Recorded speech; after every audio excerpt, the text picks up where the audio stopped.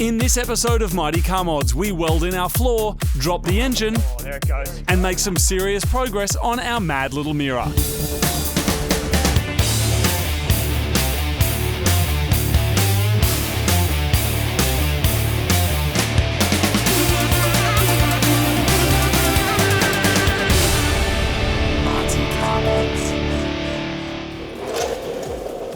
Hello everybody. Mira time. That's right, Martin. We are the men in the mirror, and today it's all about the mirror. So this mirror has been stuck in the corner of the shed. You may have seen it as we were doing the Mad Cresta, which did a mad time on a mad drag strip. So mad. Anyway, it's time to get back into this thing. Some parts have arrived, some parts are still being made. But today, we're going to attempt to get our floor and put it back in the car. We're going to drag it out. We've got Mechanical Stig here. Hi, Mechanical Stig. Hello, mate. And it's generally just going to be a fun day of small, cheap Japanese cars. And everybody who's saying, why would you waste your time working on such a cheap, useless car, can close their video window now. Needs to go and buy one and experience it for themselves. Or that. First up, we have to make like Mario Brothers and empty the collection of parts that have been stored in the shell. Fortunately, it rolls around the shed thanks to a quick jack and some wood repurposed from an old desk. So you may be wondering why it's so much work to completely replace the floor pan of a car. It's because it's a lot of work. It's a lot of work, and all-wheel drive takes some work if the car didn't come out as all-wheel drive. Now, why would you want this to be all-wheel drive? Is that even a question? Well, front-wheel drive's can be a bit boring. Like, it's cool, I guess, fast Civics and stuff, and if you're going for that thing, but I love the idea that you got the power, and it will have power, and you can actually use it. Martin, you need to look at frogs. Mm-hmm. You need to look at rabbits. Okay. Where are the muscles, mate? In the rear legs? That's right. Are you talking about Sylvia's now, or something real? No, I'm saying, if it's, I'm saying it. Just having a conversation that with makes a mate. total sense. Anyway, Martin, let's get to it. Why are we pulling it out again? Okay, so we have to pull it out so that it fits. We know it fits. That's what we got up to in the last one. We used Mechanical Stig, aka Benny's ingenious system here of mounting it up so it'll be in the right position. This is actually incredible. It also means now it's bolted in position. So what we have to do now is just pull it out enough to be able to clean up some of the edges to make sure that there's no schmutz or paint or whatever on there. Weld it. So we can weld it in. So the short version is this was a test fit. Yes, this is essentially a test fit to make sure it would work. So now we know it fits, we can pull it out even just enough to be able to grind it back and clean it up a little bit. Then we're going to bolt this back in, then we're going to screw it in. Yep, and then spot weld it all. Spot weld it. And then take this out. Yeah, and then pull the screws out and spot weld those holes. So and then we're going to put some seam sealer over it, and that'll probably take all day. Nice. While the floor is being welded in, we need to support the weight of the car using axle stands. It's pretty light at the moment due to the lack of, everything. It's still got an engine, but we'll soon rip that out as well. After a few touch-ups with a hammer and a wire brush, we can spray on some weld-through primer and the floor can go in for good. It's important that all the bare metal is covered in either paint, seam sealer, cavity wax, or all of these things together to make it as weatherproof as possible. We can now use Benny's floor positioning brackets to suspend the floor in the right position for welding. Next, we're using self-tapping screws to hold the sheet metal in place. This will make sure there's no gaps because welding air doesn't work very well. After some fine-tuning with a boot, we are ready to weld. The floor is screwed in, now it's time to weld it in. We're going to do a couple of little seam welds, but mostly we're just going to be doing what the robots did and doing spot weld with our MIG.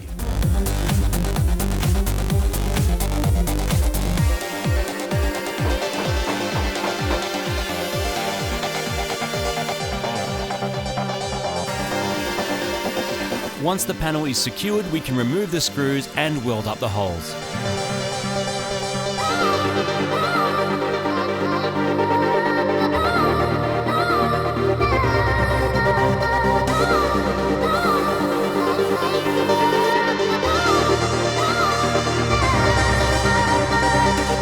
We're replicating the factory weld points wherever possible to prevent warping, as we still want some flexibility in the chassis. Once it's cooled, we can prime the joints to prevent corrosion. Benny's positioning device can be removed from the car, now the floor is a permanent fixture. Next step is seam sealer, and then some cavity wax, which helps prevent rust in the inner channels of the metal floor.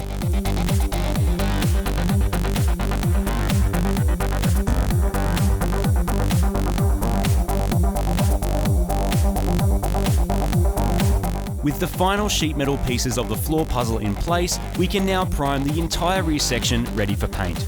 This will give us an even surface to apply a spray-on sound deadener later on.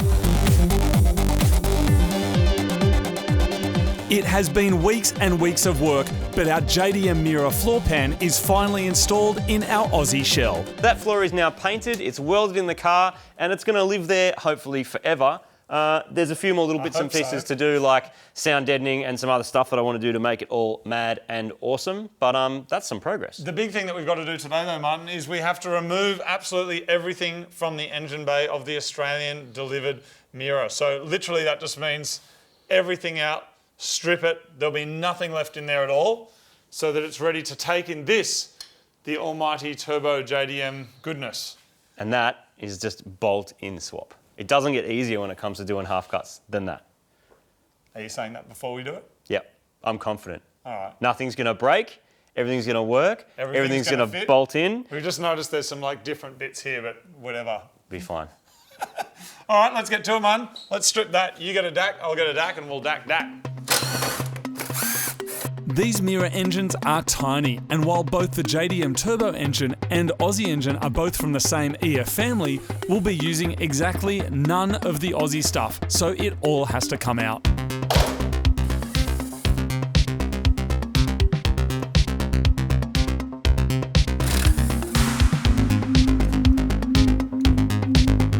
The first rule of half cut is that you always use everything from half cut. All those bits used to be a working car, so they should continue to work when used together with our Aussie shell.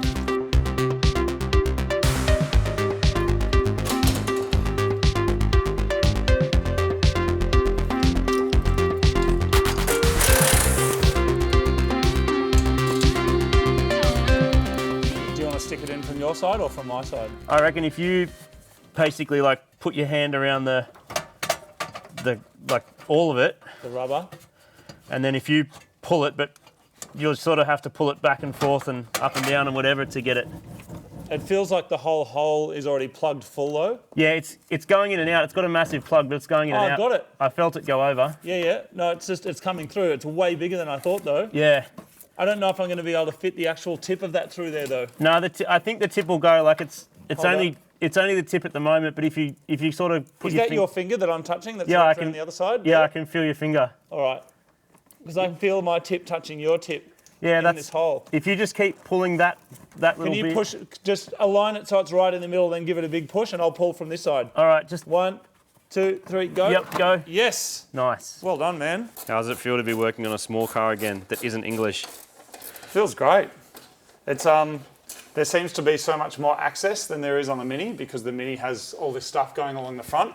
But to have this all open like this just seems to make so much more sense. But then in a way, you know, the technology of this car compared to the kind of architecture of the Mini is, you know, 30 or 40 years newer or something. So it makes sense that they're going to be easier to work on. And there's probably machining considerations as well, like making these cars, how's, you know, the most efficient way of making them in the factory compared to, you know, when the Minis were made, which was probably not as much consideration given to that. But it's pretty amazing this whole thing's just going to drop out. And then apparently that whole thing's going to go in, just like our drive shafts were going to fit, and just like we didn't need to change the floor. Yeah. Thing. It's going to fit, man. It's going to fit.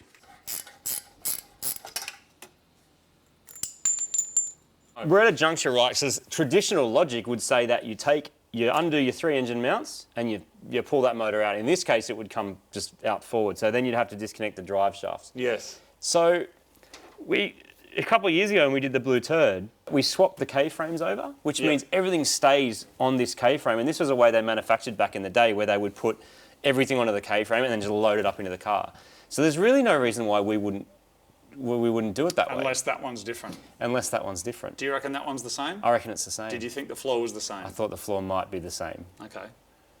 So the other benefit is, right, even say we take it out and the motor, the K-frame's slightly different.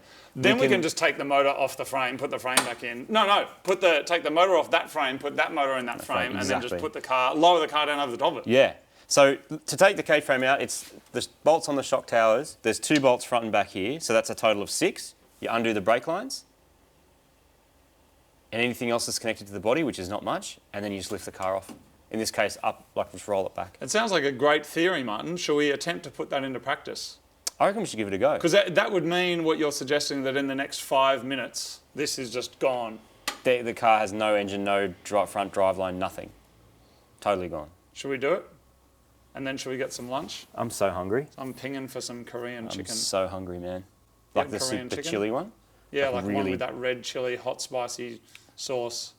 That is the best. It even makes the Colonel start salivating. Oh man, the Colonel doesn't know what would hit him if he ate that. We have to get the whole car higher into the air so we can slide the K-frame out from underneath it. So first step, we're going to jack up the car. Then we need to disconnect anything joining the K-frame to the body, which in this case is wiring, brake lines, exhaust, shifter cables and the steering rack. As well as the one thing that you'll probably miss, which is then the only thing holding it in once it's unbolted. The front shocks can be unbolted from the body and we can move on to the bolts under the car. That's staying in because of the jack, that's good. Going all the way down now on this one? Yep. Right, that's out. One more at the front, Martin, That's it, and it'll be free. hopefully. Unless we've forgotten something, which is Which we're about to find out you're about. about to find out. All right, Ready? do it. You got yours out? Yep. Well, now the moment of truth, ready? Yep.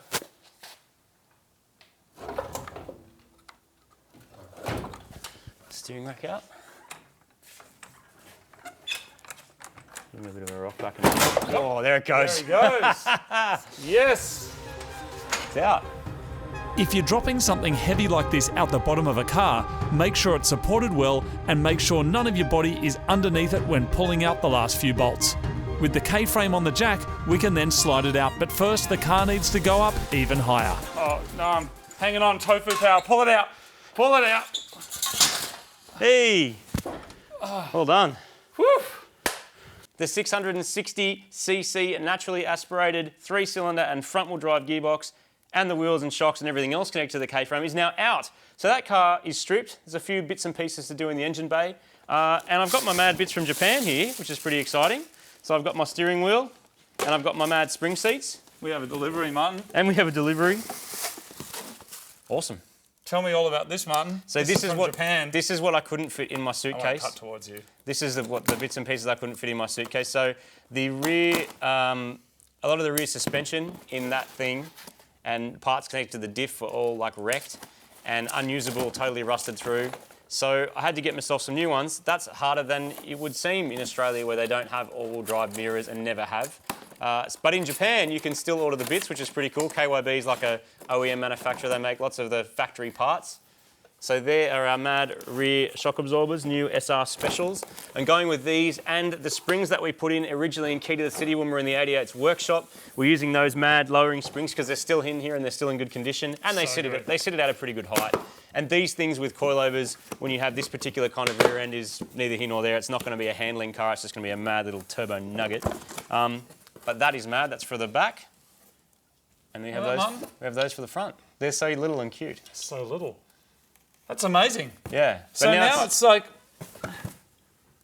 now it's time to like build the car. Stuff starts to go back in now, which is pretty exciting. We drop this. Same way, I reckon. K-frame out, boom. And we can just roll that under that. Yeah.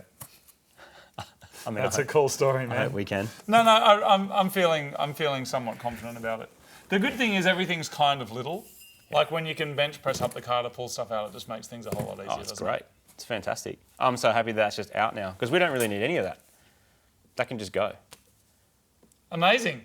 Before we slap the K-frame loaded with JDM goodness into the Mira, we're going to strip absolutely everything from the white car. We're talking dash, heater boxes, brake hard lines, wiring, and even the steering wheel.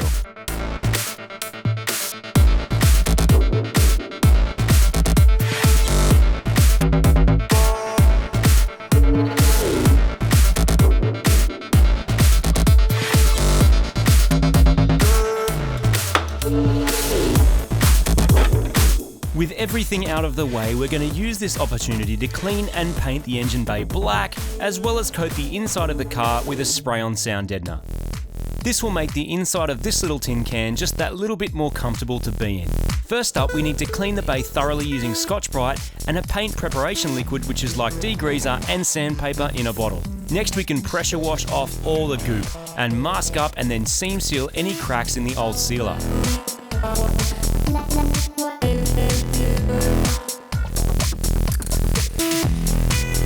We're going to spray the engine bay in satin black. You won't ever see much of it as there is so much engine and other bits crammed in, but it will match the outside of the car much better when it's painted someday. The first coat is going on nice and thin to help adhesion, and then once it's flashed off, it's 4 more coats of paint so it's nice and thick.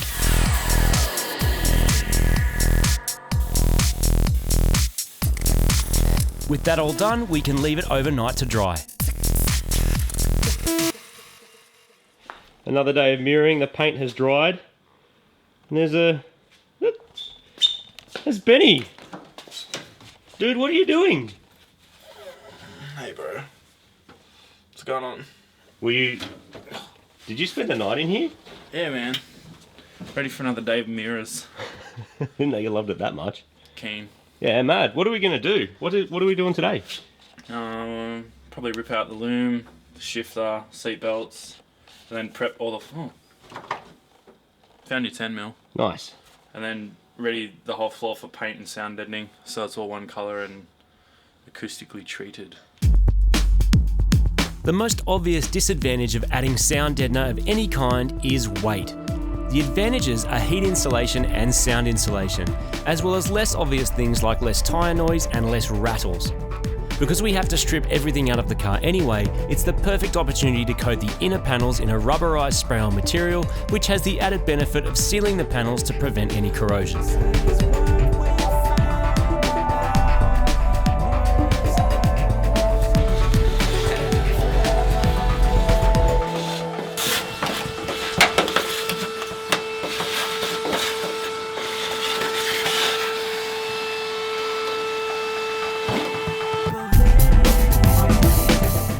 First, we have to clean the inside of any loose material, then mask up the windows, doors, and holes in the firewall to prevent overspray.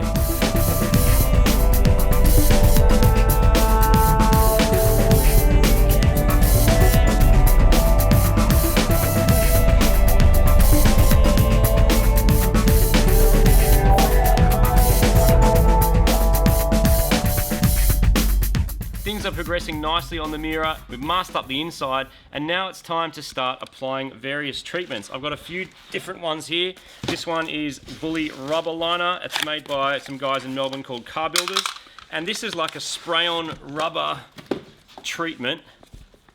So it probably weighs about, I reckon, 2.5 kilos, and you can either spray or roll or paint that on, and pretty much it acts a lot like the kind of sound deadener. A lot of people will take that kind of stuff out of race cars when they're trying to reduce weight. I don't mind throwing a little bit of weight back into it to make it a better place to be. We've also got some sound matting type, like adhesive peel and stick stuff. You apply that using a roller and a heat gun, which we're going to do as well. And then finally, this mysterious box of awesome, we have our actual sound deadener. So once we've already done our rubber lining, anywhere that's like really going to need it, like doors, places where there's speakers, things like that, boot, we're going to stick in this sound deadener. And overall, the Mira is going to be nice and quiet and a good place to be. And saucy, Martin, because that looks like industrial soy sauce. Good, isn't it? I like it. Sure, it doesn't taste like it though. And Martin, the engine bay looks rad, by the way. Satin black came up so good. So good. The sound deadener is a single pack product, but it's still stinky, so use a mask. We're doing as many coats as the bottle will get us through, letting each coat flash off before applying the next one. A good tip is to wind some bolts into any bolt holes so they don't fill up with goop. We're going to do the inside of the car and the wheel arches with this lot, and then get a whole nother bag to do underneath the car. Once it's started to dry, we can remove our masking and we're all done. Next time on Mighty Car Mods, the Daihatsu madness will continue, Martin. With this thing, we're going to pull this apart and say bye-bye to our half cut. Which will be sad. Hello to a turbo all-wheel drive Mira. That thing should just, if it bolts in and it works, and we put the engine in there and the prop shaft and the drive shaft and the rear end and all that, it should just go. And all of this is because the Australian government said no. Because you can't buy them. You can't have it. You got to cut it up and go again. But we're going to make it extra special on the way with our new SR special. Amazing. Good. Thanks for watching, everybody. Of course, you can keep up to date with everything we're doing on our Facebook page. We're posting on there almost every single day. We got an Instagram thing too. Do we? We've got an at Marty Car Mods Instagram thing. Oh, that's it has right. photos on it too of this kind of stuff. We do. But if you're wondering like when episodes are coming out, what's going on behind the scenes stuff, specials, all those kinds of things, keep your eyeballs on faceballs.com/Mighty Car Mods. And of course, we've got Mighty Mods merch that we can send anywhere in the world directly to your doorballs. You can get that from mightycarmods.com. It helps us support the show and keep making mad stuff. Thank you very much, everybody. I'm off for some chicken karaage, or maybe that Korean chicken we were talking about. And thank you very much, Martin. I found chicken a bell. in our bellies. It'll be amazing.